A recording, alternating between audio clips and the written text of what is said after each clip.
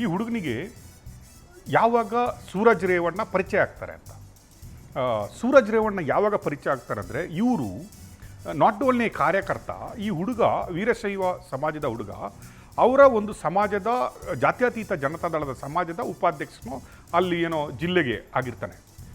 ಏನು ಮಾಡ್ತಾನೆ, ಪ್ರಜ್ವಲ್ ಅವರ ರಾಜಕೀಯ ಶಾಕಿಗೆ ಲಾಸ್ಟ್ ಟೈಮ್ ಎಲೆಕ್ಷನ್ ಬಂದಾಗ ದೊಡ್ಡ ಫಂಕ್ಷನ್ ಥರ ಮಾಡಿಸಿ ಊರಿಗೆ ಬಂದಾಗ ಹುಡುಗರನ್ನೆಲ್ಲ ಕರೆಸ್ಕೊಳ್ತಾರೆ. ಅಲ್ಲಿ ಸೂರಜ್ ಬರ್ತಾರೆ.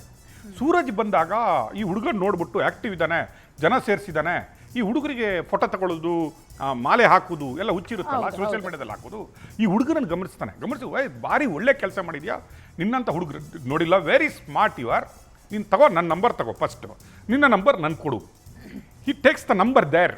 ನೀವು ನೋಡಿ, ಆ ಹುಡುಗ ಏಪ್ರಿಲ್ 30ಕ್ಕೆ ಸೇವ್ ಮಾಡ್ಕೋತಾನೆ ಸೂರಜ್ ಅಣ್ಣ ಅಂತ ನಂಬರನ್ನು.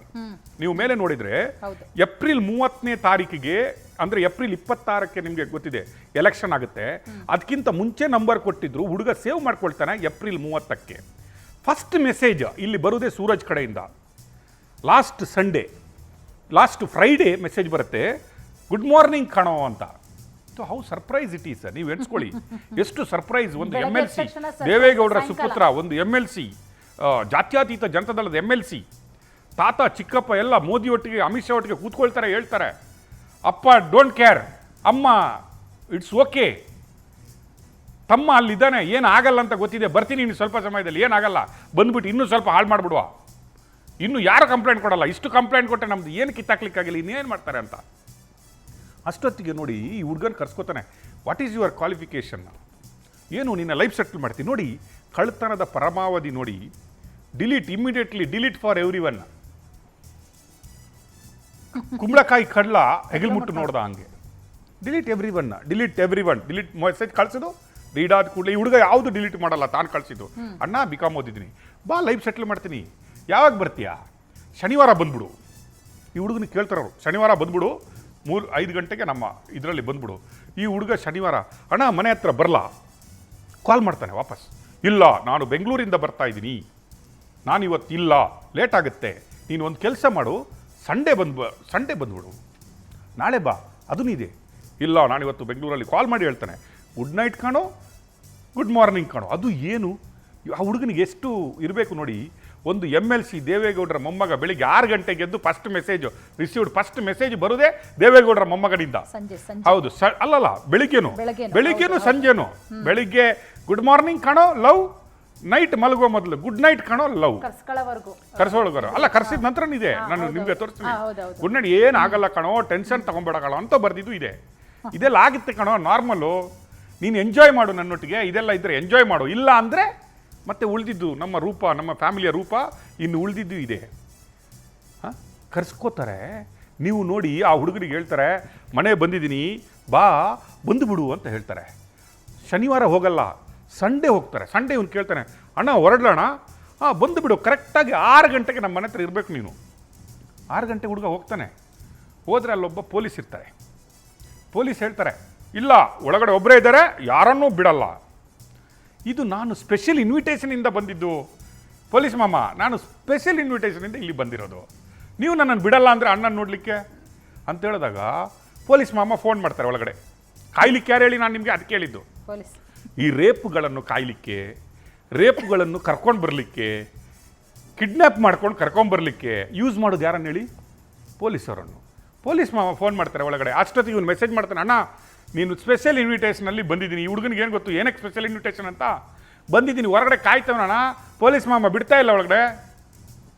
ಅಲ್ಲಿಂದ ಮೆಸೇಜ್ ಬರುತ್ತೆ, ನನ್ನ ಸ್ಪೆಷಲ್ ಗೆಸ್ಟ್ ಇವತ್ತು ಬಂದಿರೋದು, how dare you are I say to stop him, ಹೊರಡ ಕಳಿಸೋ, ನನ್ನ ಜಾತ್ಯತೀತ ಜನತಾದಳದ ಒಬ್ಬ ಹುಡುಗ ಬೆಳೆಸಲಿಕ್ಕೆ ಕರಿತಾ ಇದ್ದೀನಿ, ಅವನ ಲೈಫ್ ಸೆಟ್ಲ್ ಮಾಡಲಿಕ್ಕೆ ಕರಿತಾ ಇದ್ದೀನಿ, ಅಲ್ಲಿ ಎಲ್ಲಿಗೆ ಹೇಳಿಲ್ಲ, ನನ್ನ ಚಟ ತೀರಿಸ್ಕೊಳ್ಳಿಕ್ಕೆ ಕರಿತಾ ಇದ್ದೀನಿ ಅಂತ ಹೇಳಿಲ್ಲ. ಹೊರಡೆ ಬಾ, ಕೈ ಮುಗಿದು ಒಳಗೆ ಬಾ, ಇದು ಗನ್ನಿ ಕಡದ ಫಾರ್ಮ್ ಹೌಸು. ಹುಡುಗ ಹೋಗ್ತಾನೆ. ಅತಿ ಆಸೆ, ಏನು ಮಾಡೋದು, ಮಕ್ಕಳು ಬೆಳೆಯುವ ಹಂತದಲ್ಲಿ ಯಾರಿಗೂ ಸಲಿಟ್ ಹೊಡಿಬೇಕು, ಯಾರ್ದು ಕಾಲಿಗೆ ಬೀಳಬೇಕು, ಯಾರಿಗೂ ರಾಮರಾಮ ಅನ್ಬೇಕು ಅಂದೇ ಬಿಡ್ತಾರೆ ಮಕ್ಕಳು. ಹೋಗ್ತಾನೆ, ಖುಷಿಯಾಗಿ ಹೋಗ್ತಾನೆ. ತದನಂತರ ನೀವು ತೋರಿಸಿದ್ರಲ್ಲ ಬ್ರೇಕಿಂಗು, ಅಣ್ಣ ಓದ್ ಕೂಡಲೇ ಹೇಳ್ತಾರೆ, ಕಂದ ಬಾಗ್ಲಾಕ್ಬಿಡು, ಮೊಬೈಲ್ ಸೈಲೆಂಟ್ ಹಾಕ್ಬಿಡು, ಬಾಗ್ಲಾಕ್ಬಿಡು ಫಸ್ಟು. ಯಾಕಂದರೆ ನಾವು ನಮ್ಮ ಫ್ಯಾಮಿಲಿ ಯಾವ ಕೆಲಸವನ್ನು 4 ಗೋಡೆಗಳ ಮಧ್ಯೆ ಮಾಡುವುದು, ಜಗತ್ತಿಗೆ ಕಾಣಬಾರ್ದು. ನಾವು ಅಷ್ಟು ವಿಡಿಯೋ ಬಂತಲ್ಲ, 2,000 ಚಿಲ್ಲರೆ ಫೋಟೋಗ್ರಾಫ್ಸ್ ವಿಡಿಯೋ ಎಲ್ಲ ಬಂತಲ್ಲ, ಅದು 4 ಗೋಡೆಯ ಮಧ್ಯೆ ನಡೆದಿರೋದು. ನಮ್ಮ ಫ್ಯಾಮಿಲಿಯಲ್ಲಿ ಯಾವುದೂ ಮಾಡುವಾಗ ನಾವು ಸೀಕ್ರೆಟಾಗಿ ತುಂಬ ಚೆನ್ನಾಗಿ ಅಚ್ಚುಕಟ್ಟಾಗಿ ಮಾಡ್ತೀವಿ. ಫಸ್ಟ್ ಕೆಲಸನೇ ನಾವು ಮಾಡೋದು ಬಾಗ್ಲಾಕೋದು. ಫಸ್ಟ್ ಮೈಂಡ್ ಡೋರ್ ಲಾಕ್ ಮಾಡು. Don't you feel? ಹುಡುಗನು ಹೆಂಗಾಗಿರ್ಬೇಕು, ಅಣ್ಣ ಏನೋ ಸೀಕ್ರೆಟಾಗಿ ಮಾತಾಡ್ತಾರೆ, ಏನೋ 4 ಜನಕ್ಕೆ ನನ್ನನ್ನು ಕರೆದು ಏನೋ ನಾಳೆನೇ ಏನಾದರೂ ಸೀಟ್ ಕೊಟ್ಬಿಡ್ತಾರಾ ಏನೋ ನನಗೆ. ಕರೆಕ್ಟ್. ಅಣ್ಣ ಬಾಗಿಲು ಹಾಕಿದ ಮೇಲೆ ಮಾಡಿದ್ದೇನು, ಅಣ್ಣ ಅಷ್ಟು ಆತ್ಮೀಯರು ಹೆಗಲ ಮೇಲೆ ಕೈ ಹಾಕ್ತಾರೆ. ಹೆಗಲ ಮೇಲೆ ಕೈ ಹಾಕ್ಬಿಟ್ಟು ಏನು ಮಾಡ್ತಾರೆ, ಅಣ್ಣ ಕಿವಿ ಸವರ್ಲಿಕ್ಕೆ ಶುರು ಮಾಡ್ತಾರೆ. ಅಣ್ಣ ಕಿವಿ ಸವರ್ತಾರೆ, ಕಂಪ್ಲೇಂಟಲ್ಲಿ ಇದೆ. ಹೆಗಲ ಮೇಲೆ ಕೈ ಹಾಕ್ತಾರೆ, ಅಣ್ಣ ಕಿವಿ ಸವರ್ತಾರೆ. ಅಲ್ಲಿವರೆಗೆ ನನಗೆ ಅಬ್ನಾರ್ಮಲ್ ಅನಿಸಿಲ್ಲ ಸರ್. ಯಾಕಂದರೆ ಒಂದು ಈ ಅಣ್ಣ ನನ್ನನ್ನೇನೋ ತಮ್ಮಂತರ ನೋಡ್ತಾ ಇರ್ಬೋದು, ನಾನೊಬ್ಬ ಭಾರಿ ಒಬ್ಬ ಲೀಡ್ರು, ನನ್ನನ್ನೇನೋ ನನ್ನಿಂದ ನನ್ನ ಟ್ಯಾಲೆಂಟನ್ನು ನೋಡ್ಬಿಟ್ಟು ನನ್ನನ್ನು ಗುರುತಿಸ್ಬಿಟ್ಟು ಇಲ್ಲಿಗೆ ಕಳಿಸಿರ್ಬೋದು ಅನ್ನೋ ಆಸೆ ಎಲ್ರಿಗಿರುತ್ತೆ.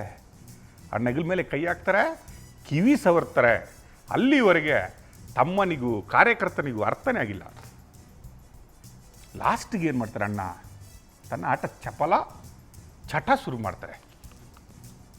ಹುಡುಗ ಸಂತ್ರಸ್ತನಾಗುವುದು ಇಲ್ಲಿಂದ, ಹುಡುಗ ಸಂತ್ರಸ್ತನಾಗುವುದು ಇಲ್ಲಿಂದ, ಹುಡುಗ ಆಘಾತಗೊಳಗಾಗುವುದು ಇಲ್ಲಿಂದ, ಹುಡುಗ ಗಾಬರಿ ಆಗುವುದು ಇಲ್ಲಿಂದ, ಹುಡುಗನ ಇಡೀ ಲೋಕವೇ ಭ್ರಮಾಲೋಕವೇ ಕಳಚಿ ಬೀಳುವುದು ಇಲ್ಲಿಂದ. ಏನು ಮಾಡ್ತಾರೆ, MLC ದೇವೇಗೌಡರ ಮೊಮ್ಮಗ, ಜಾತ್ಯತೀತ ಜಳದ MLC ರೇವಣ್ಣ ಭವಾನಿಯವರ ಮೊದಲ ಸುಪುತ್ರ, ಮಾಸ್ ರೇಪಿಸ್ಟ್ ಪ್ರಜ್ವಲ್ ರೇವಣ್ಣನವರ ಸಹೋದರ,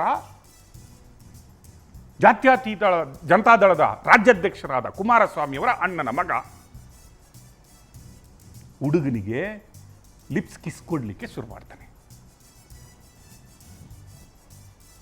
ದಟ್ ಇಸ್ ದ ಟೈಮ್ ಹುಡುಗನಿಗೆ ಅರ್ಥ ಆಗೋದು, ನಾನು ಬಂದಿರೋದು ನನ್ನ ಬಾಳ ಬೆಳಕನ್ನು ಬೆಳಗಿಸುವ ನಾಯಕನ ಮನೆಗಲ್ಲ, ಒಬ್ಬ ಕಂತ್ರಿ ಕಚಡ ನನ್ನ ಮಗನ ಮನೆಗೆ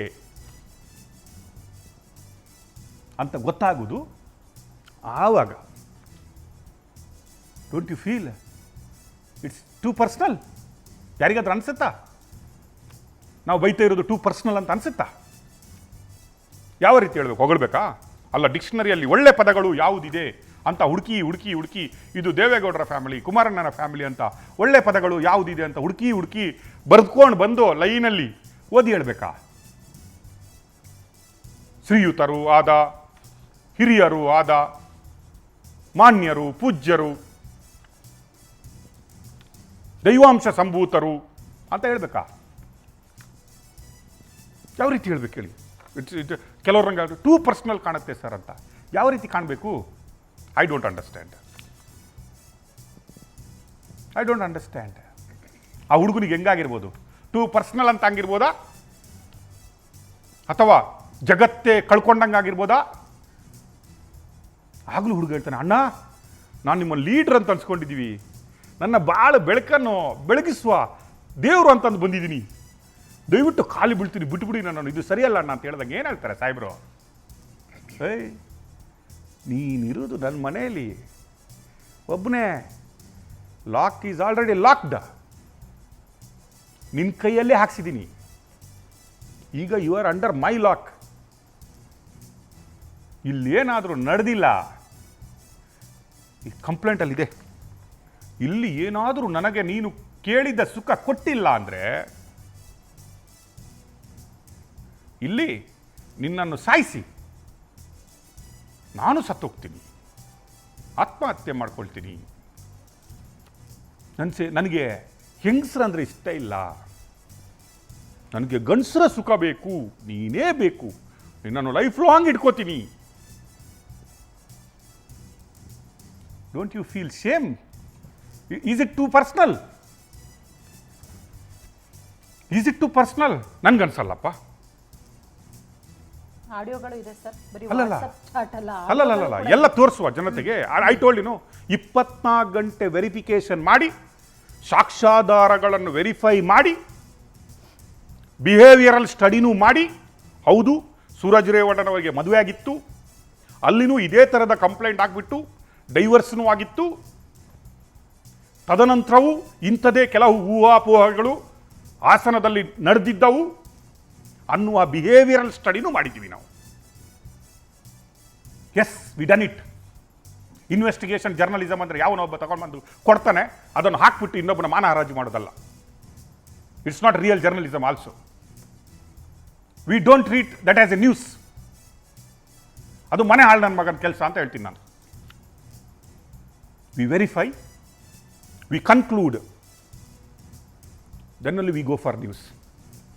ಇವತ್ತು ನಾವು ಈ ಎದೆಗಾರಿಕೆಯಲ್ಲಿ ಜರ್ನಲಿಸಮ್ ಏನಾದರೂ ಮಾಡ್ತಾ ಇದ್ದೀವಿ ಅಂದರೆ, ಇದನ್ನು ಸತ್ಯವನ್ನು ಇಷ್ಟು ನಿಷ್ಠುರವಾಗಿ ಮಾತಾಡ್ತಾ ಇದ್ದೀವಿ ಅಂತ ಹೇಳಿದರೆ, ವಿ ಅಂಡರ್ಸ್ಟ್ಯಾಂಡ್ ಮುಂದೆ ಏನಾಗ್ಬೋದು, ಏನೆಲ್ಲ ಮಾಡ್ಬೋದು.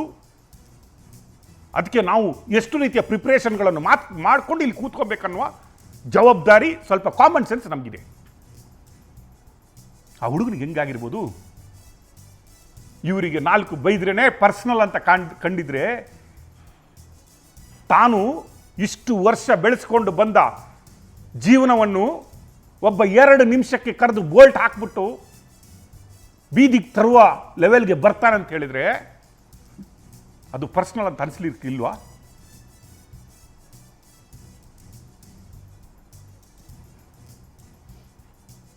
ಮತ್ತೇನು ಮಾಡ್ತಾರಣ್ಣ?